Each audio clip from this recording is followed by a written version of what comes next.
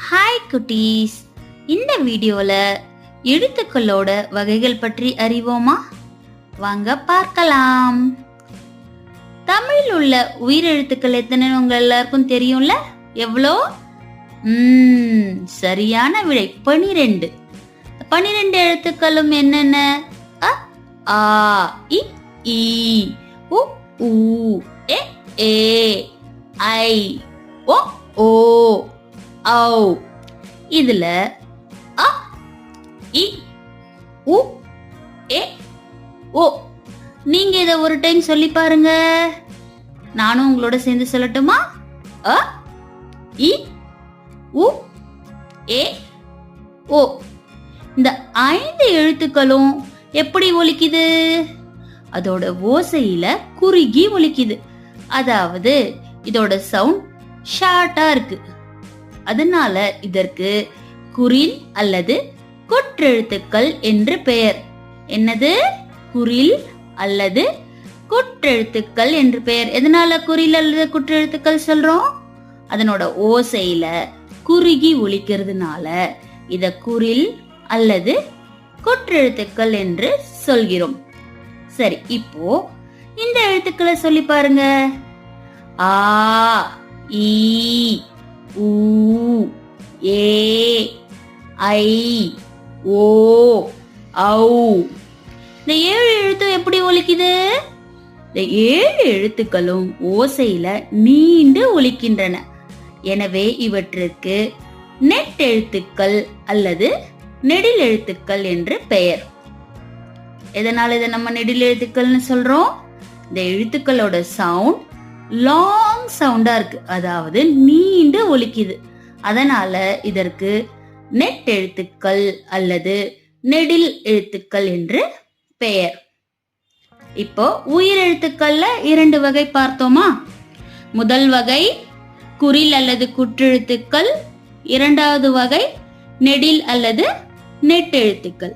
இதே போலவே மெய் எழுத்துக்களோட வகைகளை பார்க்கலாம் வாங்க.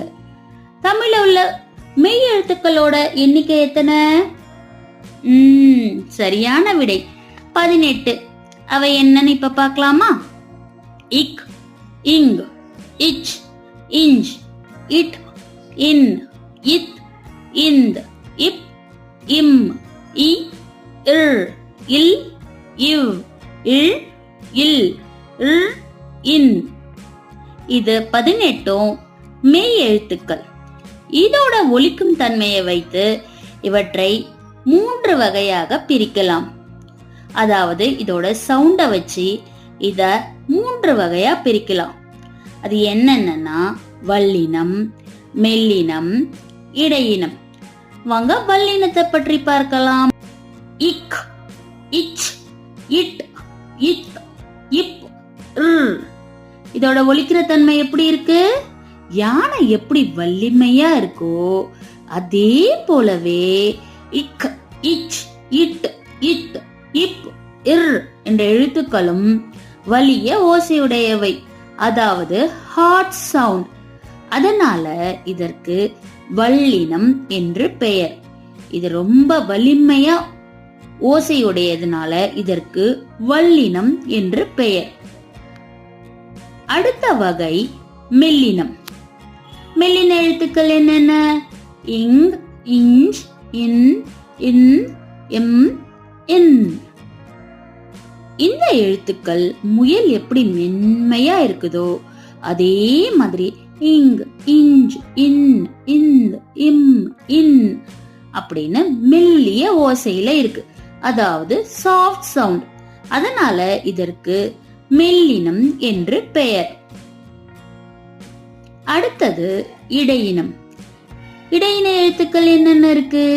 இ, இர், இல், இவ், இல், இல். இந்த எழுத்துக்கள் மான்கள் யானையை போன்ற வலிமையாவும் இல்ல, முயலை போன்ற மென்மையாவும் இல்ல, இடைப்பட்ட நிலையில் இருக்கு. அதே மாதிரியே இந்த எழுத்துக்களோட ஒலிகளும் இடைப்பட்ட நிலையில இருக்கிறதுனால இதற்கு இடையினம் என்று பெயர். இடையின எழுத்துக்கள் என்னென்ன? இ, இர், இல், இவ், இல், இல். எழுத்துக்கள் எப்படி இருக்கு? வன்மையாவும் இல்ல, மென்மையாவும் இல்ல, இடைப்பட்ட ஓசை உடையதுனால இதற்கு இடையினம் என்று பெயர். அடுத்து ஒரு எழுத்து இருக்கு, அது என்ன? அக். அக் என்றது என்ன எழுத்து? சரி, ஆயுத எழுத்து. இந்த எழுத்த ஆயுத எழுத்து இல்லனா தனிநிலை எழுத்துன்னு சொல்லலாம். சரிங்களா? இப்போ எழுத்துக்களோட வகைகள் என்னென்ன சொல்லுங்க மறுபடியும். உயிர் எழுத்துக்களை அதனுடைய ஓசையை வைத்து 2 வகையாக பிரிக்கலாம். குறில் எழுத்துக்கள், நெடில் எழுத்துக்கள்.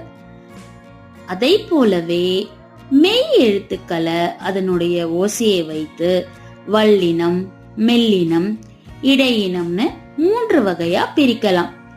அக்கு அப்படிங்கறத ஆயுத எழுத்து இல்லனா தனிநிலை எழுத்துன்னு நம்ம சொல்றோம். இப்போ உங்களுக்கு எழுத்துக்களோட வகைகள் தெரிஞ்சுதா? நன்றி.